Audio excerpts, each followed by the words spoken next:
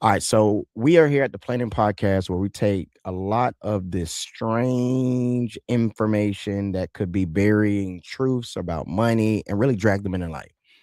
So today's story, we're actually going to get into one of the most powerful tools that is quietly used to help and has reshaped your rent, your job opportunities, your savings, even the taxes you will pay for the next 40 years.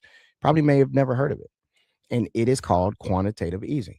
So by the end of today's episode, you will understand it better than 95% of adults walking around now. So let's get into it. So, what is quantitative easing really? We got a central bank, we got a button, and a money creator out of thin air. So, imagine that you run a lemonade stand. Business is good until one summer customers get scared. They're like, "Hey man, I heard it was some chemicals in them lemons." So let's just say they get scared, they stop spending, sales collapse. Now imagine your mom is the head of the Lemonade Federal Reserve. She controls the lemonade economy, and she has a trick. She can print her own dollars and buy up all the unsold lemonade from the neighborhood. The stands suddenly have some cash, and they keep running. That is ultimately quantitative easing, to where the economy that you are ultimately over, and if you see some issues, shortfall of cash flow, you like, you need some money, say less. So in the real world, the central bank in the United States, the Federal Reserve or the Fed, they create new money digitally, not paper bills, just numbers in a computer.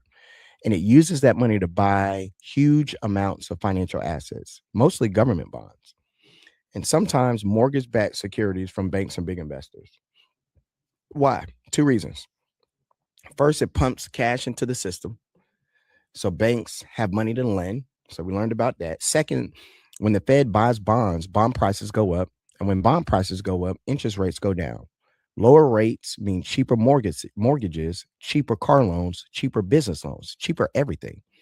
So it is the Fed saying to the economy, hey, please, don't wake up. I need y'all to start spending some money again. So where did this name come from?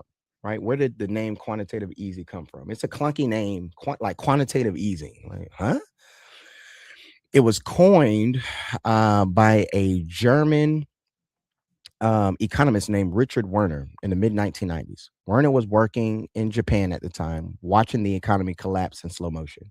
He argued that the Bank of Japan needed a new strategy, one focus on the one focus on the quantity of money sloshing around the system, not just the price of money.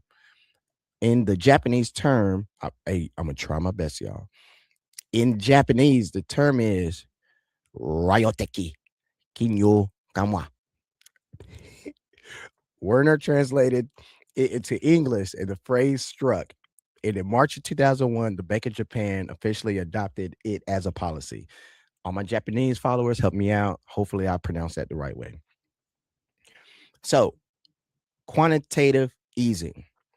Let's break the name down. Quantitative means that we are focused on quantities. How much money is in the economy? Easing is central bank speak for loosening up, making credit cheaper and easier to get. So quantitative easing literally means we are loosening the economy by flooding it with money.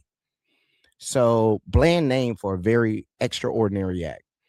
Maybe that is the point. If they called it emergency money creation, people might panic. All right, before we go further, we got to slow down.